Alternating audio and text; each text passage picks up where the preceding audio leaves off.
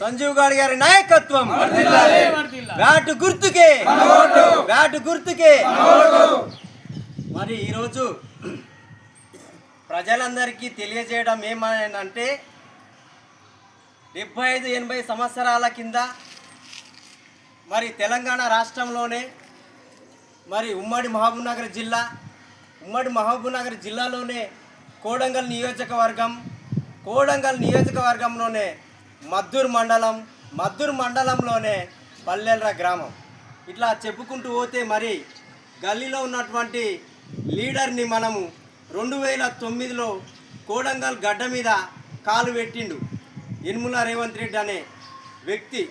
ఆ వ్యక్తిని ఒక శక్తిగా నిలబెట్టి ఆశీర్వదించి మరి తెలంగాణ రాష్ట్రానికి ముఖ్యమంత్రి చేసినాం. తెలంగాణ రాష్ట్రానికే కాదు దేశానికి కూడా పంపించబోతున్నాము.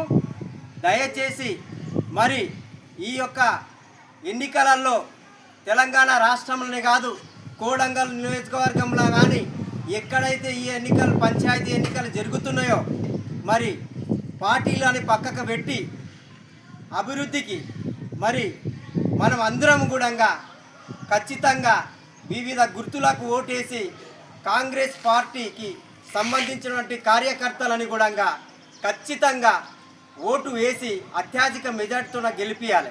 ఎందుకంటే రేవంత్ రెడ్డి గారిని ముఖ్యమంత్రి చేసుకున్నందుకు ఈరోజు కోడంగల్ నియోజకవర్గం ఒక సిరిసిల్ల, ఒక గజ్వేలు, ఒక సిద్దిపేట ఏ రకంగా అయితే అభివృద్ధి చెందిందో ఆ రకంగా అభివృద్ధి చెందుతుంది. దయచేసి మరి కోడంగల్ నియోజకవర్గంలో ఉన్నటువంటి అన్ని పార్టీ నాయకులకు, అన్ని పార్టీ యువకులకు కూడా మీరు ఒకసారి ఆలోచన చేయాలి.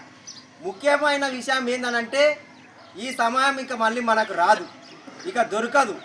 అందుకే గెలుపు ఓటములు అనేటివి సహజమే. ఓడిన వారు గెలవక తప్పదు, గెలిచిన వారు ఓడక తప్పదు. అది పక్కన పెడితే మనకు కావాల్సింది మన ఊరు, మన వాడ, మన స్కూల్ బిల్డింగ్లు, మన రోడ్లు, మన గుడులు, మన బడులు.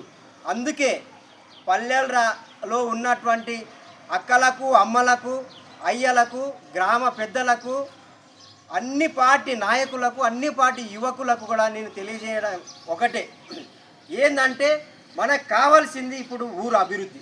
80 సంవత్సరాలు అయింది మన ఊరు అభివృద్ధి చెందలేదు, ఇప్పుడు చెందబోతుంది. ఈ సమయం అన్నది, ఈ అవకాశం అన్నది, దీన్ని మాత్రం చేజారి విడుచుకుంటే మనలాని పైన ఉన్నటువంటి దేవుడు, ఏ దేవుడు కూడా మనల్ని కాపాడలేడు, మనలాని అభివృద్ధి ప్రయాణంలో నడిపించలేడు. దయచేసి పల్లెల ప్రజలారా, ఓ యువకులారా, అన్ని పార్టీ నాయకులారా, అమ్మలారా, ఒక్కసారి ఆలోచన చెయ్యండి. ఖచ్చితంగా ఈ ఒక్కసారి అవకాశం ఇస్తే బ్యాటు గుర్తుకు ఓటు వేసి అన్ని వార్డు మెంబర్లకు ఓటు వేసి గెలిపిస్తే మన ఊరు బాగుపడుతుంది. ఖచ్చితంగా ఊరు ఒక గవర్నర్ చేతుల మీదో, ఒక రాష్ట్రపతి చేతుల మీదో, సీఎం చేతుల మీద అవార్డు అందుకోబోతుంది. మీరు ఆలోచన చేయండి. పార్టీలన్నీ పక్కకు పెట్టండి. కావాల్సినన్ని ఇండ్లు వస్తాయి, కావాల్సినన్ని రోడ్లు వస్తాయి, కావాల్సినన్ని బిల్డింగ్లు వస్తాయి, కావాల్సినన్ని మరి నిధులు వస్తాయి. ఖచ్చితంగా కూడా మీ అందరికీ చేతులెత్తి మొక్కుతున్న పల్లెల గ్రామాన్ని అభివృద్ధి చేసుకుందాం. అభివృద్ధి చేసుకోవాలంటే ఏ టైంలో ఇక్కడ ఫోన్ చేసినా వచ్చేటువంటి నాయకుడు మన సంజీవ్ గౌడ్ అన్న. పోలీస్ స్టేషన్కి వస్తాడు, సాగుకు వస్తాడు, మరి ఏడికి కూడా వస్తాడు. ఏ హాస్పిటల్కి రమ్మన్నా, ఏ నైట్లో రమ్మన్నా వస్తాడు. అట్లాంటి వ్యక్తిని మనం గెలిపించుకుందాం. అట్లాంటి వ్యక్తిని 24 గంటలు ప్రజల మధ్యలో ఉంటున్నటువంటి నాయకుడు మన సంజీవ్ గౌడ్ అన్న.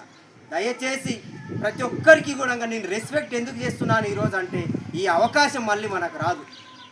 పైన మన పెద్ద మనిషి ఉన్నాడు, మన కుటుంబ పెద్ద ఉన్నాడు రేవంత్ రెడ్డి అన్న. మన ఊరికి కూడా మన కుటుంబ పెద్దన్నగా మరి సంజీవ్ గౌడ్ అన్నని గెలిపించుకుంటే ప్రతి వాడ బాగుపడుతుంది, ప్రతి గల్లీ బాగుపడుతుంది. ప్రతి ఒక్కరికి ఇండ్లు లేని ఇండ్లు కూడా ఊరికొక్కడికి కొట్లాడి అయినా సరే ఊరికి ఇండ్లు లేని వాళ్ళకు ఇండ్లు వచ్చేంత వరకు 100 ఇండ్లైనా తెచ్చి ఖచ్చితంగా నిరుపేదలకు ఇచ్చే బాధ్యత సంజీవ్ గౌడ్ గారు తీసుకుంటారు. ఊరు గ్రామ పెద్ద అందరూ కూడా తీసుకుంటారు. దయచేసి మీరు ఆలోచన చేయాలి. మీరు మరొకసారి చెప్తున్నా, ప్రతి ఒక్కరికి కూడా కోడంగల్లో ఉన్నటువంటి ప్రతి ఒక్కరిని కాంగ్రెస్ పార్టీకి సంబంధించినటువంటి నాయకులందరినీ కూడా అత్యధిక మెజార్టీతో గెలిపించి ప్రతి వాడని, ప్రతి గల్లీని, ఊరును కూడా అభివృద్ధిని చేసుకుంటారని మీ అందరికీ కూడా ప్రత్యేకమైనటువంటి ధన్యవాదాలు తెలియజేస్తూ జై కాంగ్రెస్. కాంగ్రెస్ నాటి గుర్తుకే మన ఓటు నాటి గుర్తుకే మన ఓటు గౌడ గారి నాయకత్వం వరదిల్లాలి పల్లెల గ్రామ ప్రజలందరి గారి నాయకత్వం వరదిల్లాలి ధన్యవాదాలు